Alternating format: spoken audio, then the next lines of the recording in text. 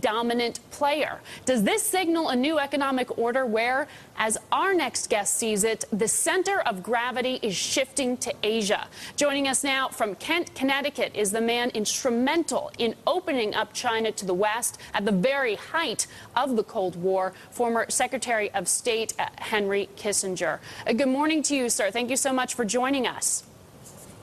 Good to be here. China, already America's largest creditor, but you say, sir, that China needs an even bigger role in the global economy. Yes, I think the center of gravity of the economic world is beginning to shift towards Asia. And within Asia, China is the largest economy and in a very strong position. The question that seems it will be. It is not yet. Japan is larger than China, but over the next 10 years, China will become the largest economy in Asia. But you have said, sir, that there is seemingly a crisis of confidence on China's part, given the financial crisis here in the United States. Well, for a long period, for about 20 years, the global economic system was operating on Chinese exports to the United States and American lending to China.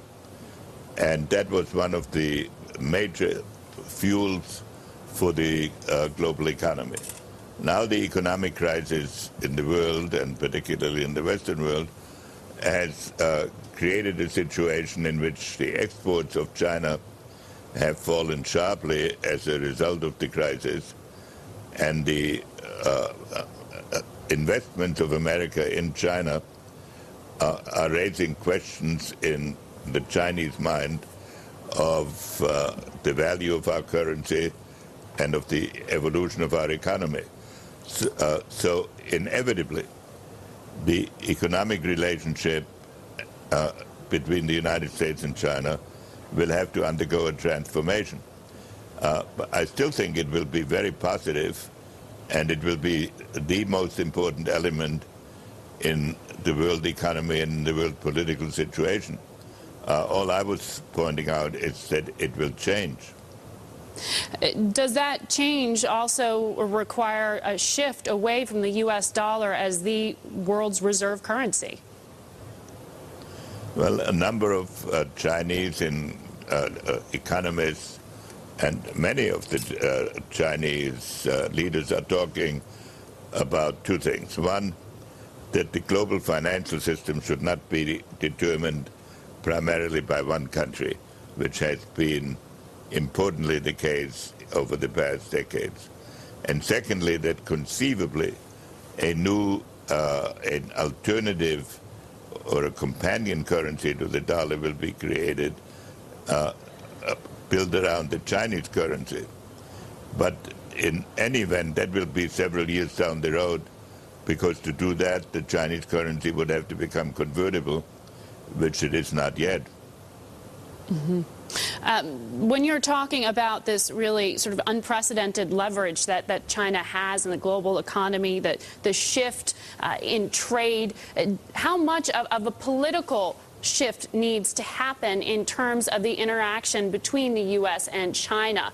Should there be a G2 instead of a G7, a G20?